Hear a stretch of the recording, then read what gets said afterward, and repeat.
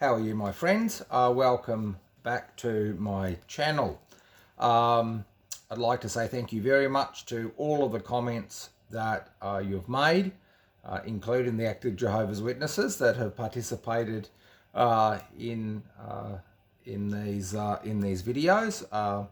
I'm very grateful for everybody's support. So that's really encouraging that the message that I'm getting out, or at least the thought-provoking topics that I'm bringing up about Jehovah's Witnesses is certainly cutting through. So I really appreciate that. And as you have suggested to me, I encourage you, if you like my videos, and this one that in particular, I'd love you to like and subscribe. I'd love to see the numbers of subscribers starting to climb. So we've certainly got the views. I'd like to see the likes and subscribers climbing also. So if you like what you see, please like and subscribe.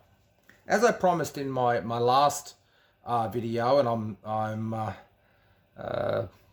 fast approaching the 9th of April when I have my operation for prostate cancer.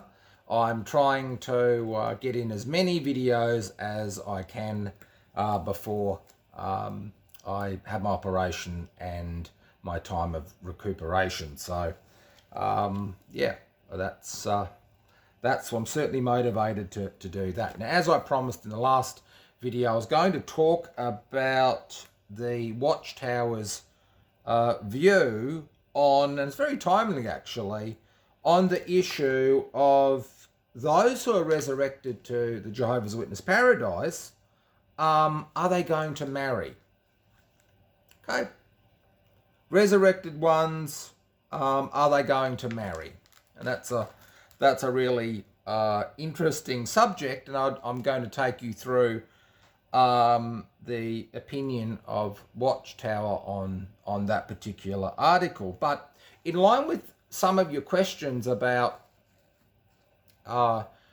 where Jehovah's Witnesses, what's the sort of the center, the ideological center of their world views, where's it coming from? Now I have behind me, I've actually started, if you can see behind me, I started putting out my collection of, I've got a very large collection of Watchtower literature. The books behind me, most of those ones there, these were called the Rainbow series, written by J.F. Rutherford, the second president of the Watchtower Society. Now, if you want to really get a hold of what Jehovah's Witness, their worldview, get this book here.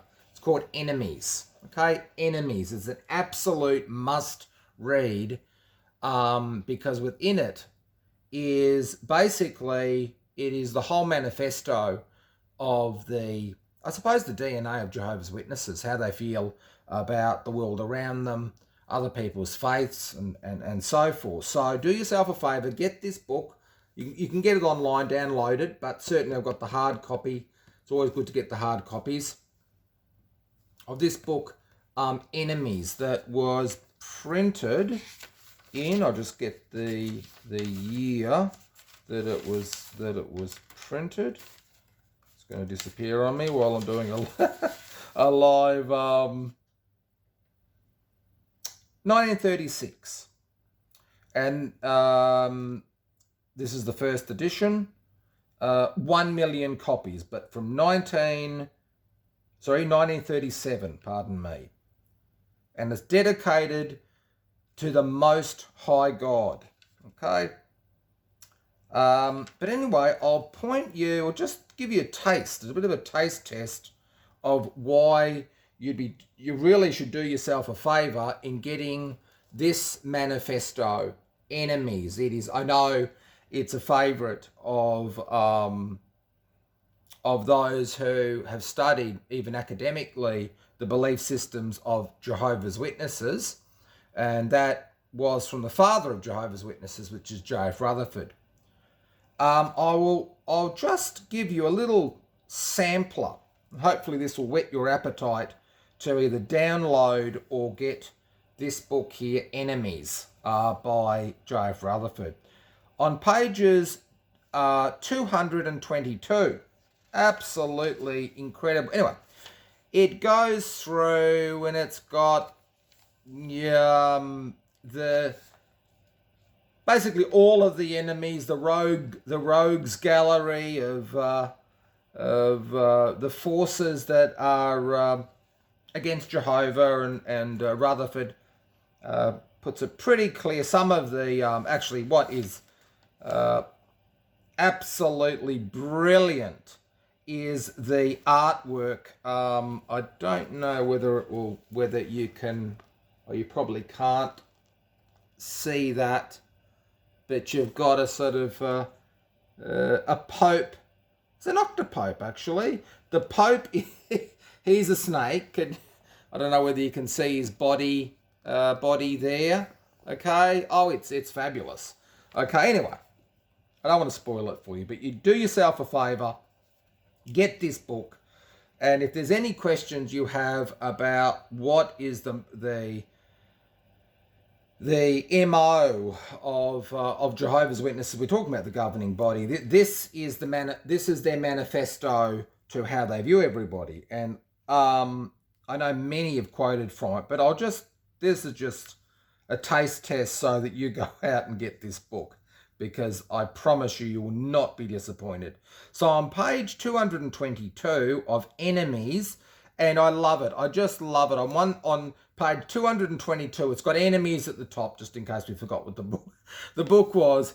And on page 223, let me just see if you can you see that? No, you can't. It says Song of the Harlot. Isn't that beautiful? Song of the Harlot. Now, I'll just read this bit here. It's on the bottom of page 222. So, sorry, I'll start from the beginning there, okay? At the end. Today, the so-called Protestants, in inverted commas, and the Yiddish clergy openly cooperate with and play into the hands of the Roman Catholic hierarchy like foolish simpletons, and thereby aid the hierarchy to carry on her commercial religious traffic and increase her revenue. Commercial religion is the stock and trade of all such merchants. The hierarchy takes the lead and the simpletons follow. Go down a little bit further here. Once again. And the clergy, the so-called Protestants and the Yiddish organisations fall in line and do what they are told, and when the sackbut, I've no idea what that means, the sackbut sounds, they fall down and worship. Poor simpletons. Love that. So this sort of, so the Catholics are in for a good beating. Of course, the so-called Protestants, and then, of course, the Yiddish clergy, and they come in for a good thrashing as well. So they're simpletons. Now, and I wonder why, if you're going to print stuff like that, you're going to be certainly enemy number one from those religious groups. Okay, so please, as I said, I can't stress enough, do yourself a favour, get this book here by Rutherford, Enemies. It's the manifesto for the governing body of Jehovah's Witnesses. That's actually the rock bed of their faith in many ways, and their interaction with their neighbours. Now, so the question was been asked, the resurrected ones, can they marry? Okay. So, we'll start off. I know that many of you write down notes. So the first one, this is for this question, can they marry? Okay. So April the 2nd, 1930, the Golden Age. And this is what I love about the Golden Age. A journal of fact, hope, and courage. That's a bold statement. Fact, hope, and courage. So April the 2nd, 1930, of the Golden Age. Okay. The question is Bible questions and answers. Okay. Question number 1. Will husbands and wife live together after the resurrection is complete if both are in harmony with God? Anyway, so the answer. The most that we know that there will be no children born during the last 100 years of the millennium, and it's quoted from Isaiah chapter 65 and verse 20. Okay? Nor any born after that, because men and women do not have children after they reach the age of 100. Okay. Never mind they're meant to be getting perfect, but anyway, over the age of 100. Now this is fabulous. This will be new light. I think they'll bring this back again. Get ready for this, my friends. Whether the identity of the sexes as such will be preserved, we do not know. There have been some there have been some authenticated instances in which women have been transformed into men, and it is possible that this transformation may become general, and we shall all be brothers together. Okay. So, very progressive, isn't it? Well done, Watchtower. 1930, April the 2nd, Golden Age.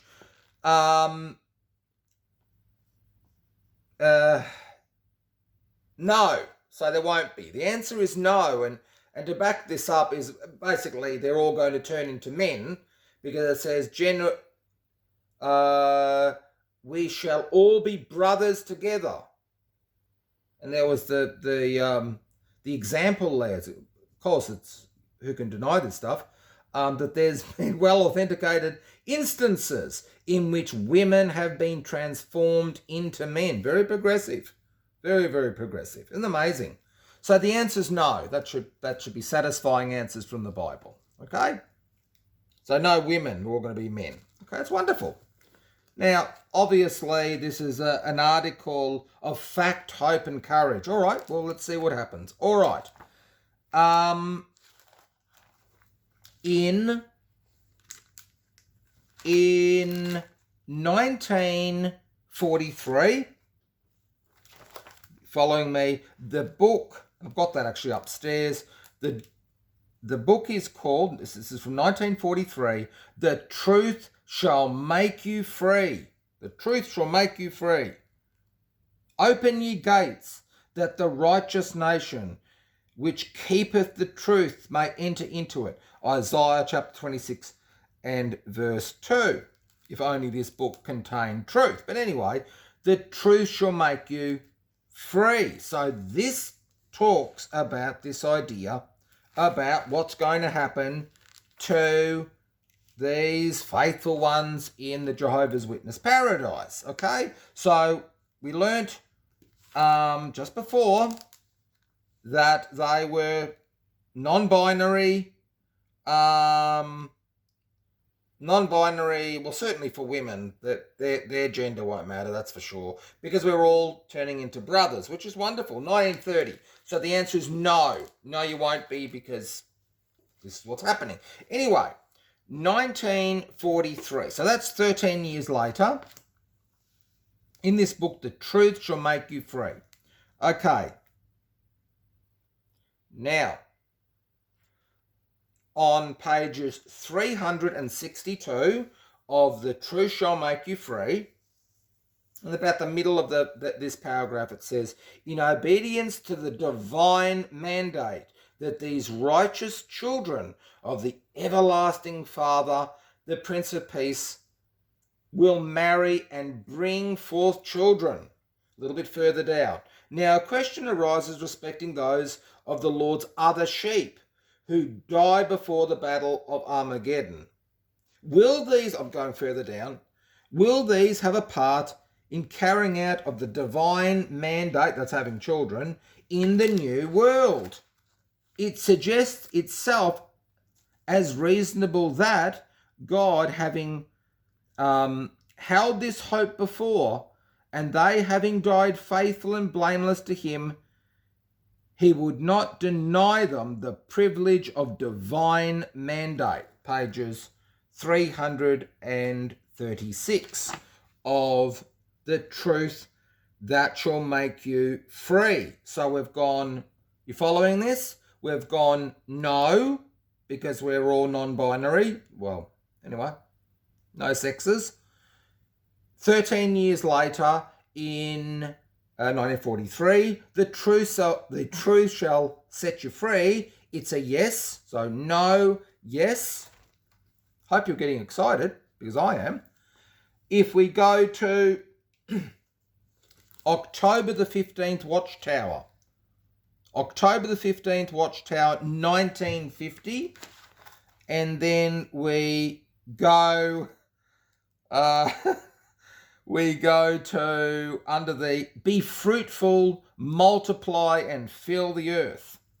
On the paragraph here, I'll find it. It's on, I can't find it. There we go. October the 15th, 1950, Watchtower. Under the subheading, be fruitful, multiply and fill the earth. It says, last verse down here, neither will the resurrection of the dead be the fulfilling of that divine mandate. John chapter 5, verses 28 and 29.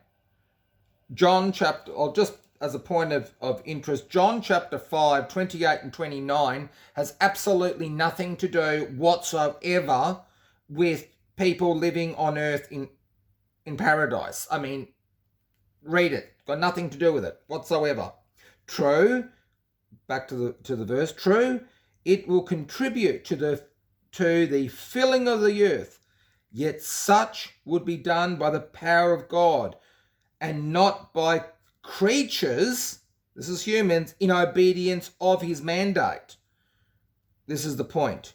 Nor will the resurrected multitudes be privileged to do so, that's have children, for Jesus plainly stated that such will not marry nor be given to marriage. Matthew chapter 22 and verse 30.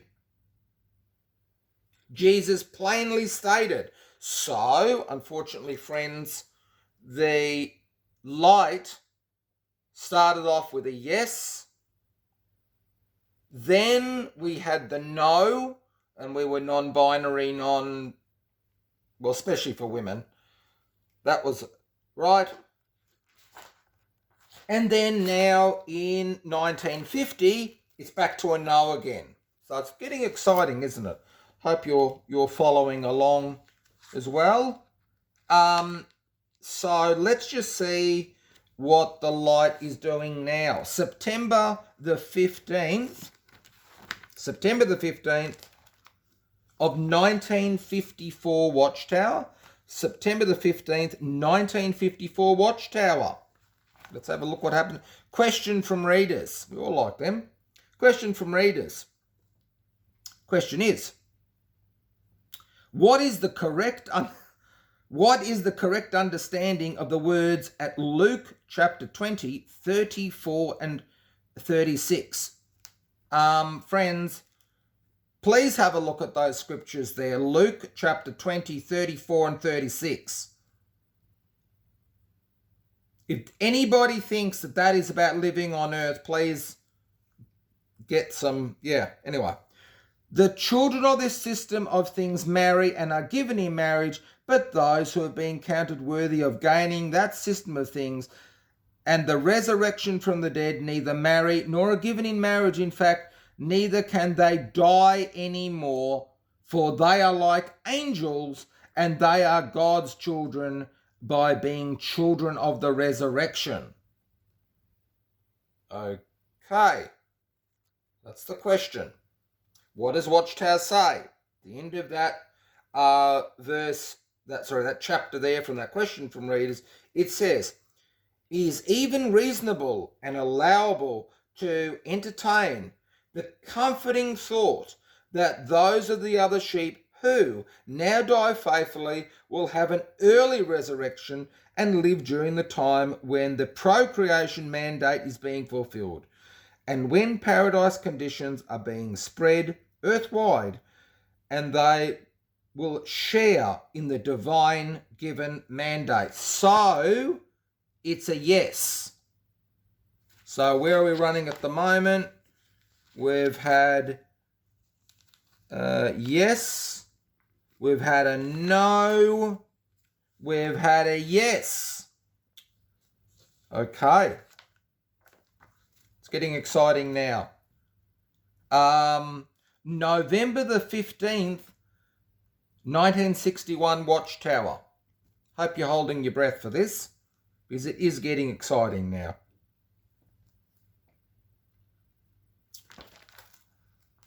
Once again, question from readers. Okay. What is the significance of the characters on the lower right-hand corner of the book, let your name be sanctified? Okay. Answering this question here. Right down the end of that question from readers. God makes no exception with regard to this law that dissolves marriage by the death of one of their marriage mates. He would be doing it if he allowed for former marriage mates to be reunited as man and wife by means of the resurrection, and to take part with Armageddon survivors in fulfilling the procreation mandate. So I'll just read that again. God makes no exception with regard to his law that dissolves marriage by the death or one of the marriage mates. So no exception. He would be doing so, that is, making exceptions, he'd be doing so if he allowed for former marriage mates to be united as man and wife by means of the resurrection, and to take part with Armageddon survivors in fulfilling the procreation mandate. It's been dashed.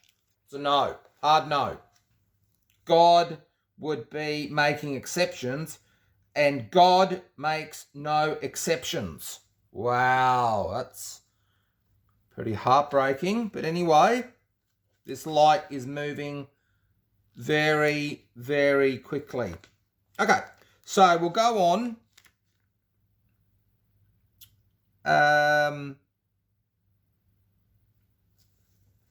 Watchtower here. I'll just get the year for it. It says this. So for dead ones with spiritual heavenly hopes, and for dead ones with earthly paradisaic hope, the rule by Jesus Christ states, in the resurrection, neither do men marry nor women give in marriage, but they are as angels in heaven. Back to Matthew chapter 22 and verse 30. So now we've got heaven and earth. They're both going to be like angels. I don't know how you figure that out, but that's what Watchtower's done. A little bit further down in this Watchtower article. In the resurrection of the other sheep on earth, no formal married person will have occasion to envy another another married person, I should say, as would be the case if the latter one got back his former marriage mate who had remained single, whereas the envious marriage mate does not get back his former partner because his partner remarried and survived Armageddon with his new marriage mate. Wow, so you're not even going to be jealous. Okay? So it's a no. It's a no. Go over to October. Oh, it must have been from October, sorry. It was from the October the 15th, 1967 one. Sorry. Okay. Here we go again. Question from readers again. Watchtower again. Do Jesus' words at Luke chapter 20, 34 to 36 apply to earthly resurrection or to the heavenly resurrection of the 144,000? And the question was from WD from Australia. Okay. Okay, the answer is, apparently Jesus' words apply to the earthly resurrection, and they indicate that those resurrected will not marry or be reunited in married relationships with former mates. So it's a no. Okay, it's getting exciting. So, is that the end of the toing and froing on this subject? Well, August the 15th of 2014. August the 15th, 2014, Watchtower. Question from readers again. Jesus told the Sadducees that resurrected ones neither marry nor are given in marriage. Luke chapter 20, 34 to 36. Was he talking about earthly resurrection? The question is an important one, especially for those who have lost a beloved mate. Reading down a little bit further. Is there sound reason for hope that resurrected ones will be able to marry? Put simply, the answer is that we cannot say. A little bit further along. However, it seems possible that Jesus had in mind the heavenly resurrection. A little bit further along. In view of the foregoing, what might we conclude? Is it possible that Jesus' words about marrying and the resurrection apply to the heavenly resurrection? Third, if Jesus' words from the resurrection and getting married apply to heavenly resurrection, does that mean that those who come back in the earthly resurrection will be able to marry? God's word does not give a direct answer to this specific question. Understandably, we may have questions about life in the new world rather than needlessly speculating on the answer to these questions. We will just have to wait and see. But for this, we can be sure obedient humans will enjoy, for Jehovah will satisfy all their needs and desires in the best possible way. Psalms 145 and verse 16. Now, friends, I hope just from that subject, are those resurrected, this is the Jehovah's Witness resurrection, in their paradise, are they going to be remarried? For instance, are they able to be married and have children? Now, as you can see, the evidence is there. We've gone through all of those years, 1930 to 2014, and essentially, every 5 to 10 years, they literally chopped back and forth, back and forth, back and forth, back and forth. So The problem is that for most people, they when they become Jehovah's Witnesses, they get caught up in that faith in which they have probably little time to really examine, especially, I should say, before they became Jehovah's Witnesses. They have, certainly in the past, had little opportunity or no opportunity to go through the articles that I've gone through with you. Okay? The internet, now, it is possible at least for a person to make thorough examinations of Watchtower's position. And I think while this is just wild, unfettered speculation about what's going to happen in their paradise, which has no bearing whatsoever on our life right now, the fact is this, that you can see by the language that's used, and also I think what the abomination is you look at the same scripture there that's just used. What did Jesus say when he said this? And also the comment or the paragraph there where it says that, basically I'm paraphrasing, that Jehovah or God's laws, there's no exception. Okay? There's no exception for God's laws, but there is exception to man's laws, that's for sure. So I just hope on that this video, I hope that that's informative. And I've got many subjects that are like that I'd like to share with you. And I think it's very important, very, very important, because, well, let's just say this, they'll change their mind on something back and forth and back and forth and back and forth as they always do. The question is, does that sound like people that are trustworthy? Does that sound like people that respect Scripture? Does it sound like people that are the sole beneficiaries of God's confidence? That's something you have to make up for yourselves. But anyway, I hope that you enjoyed this video, and definitely, as I said, if you get your hands on this book here, Enemies, it's the manifesto for Watchtower. That's exactly what they feel. And others have, I think most ex-Jehovah's Witness advocates have featured that book. It's an absolute doozy, and it's just full of bigotry, of hate, and also anti-Semitism as well, with its attack on the Yiddish clergy. This sort of, everybody else is in on it, and the only ones that are not are Jehovah's Witnesses.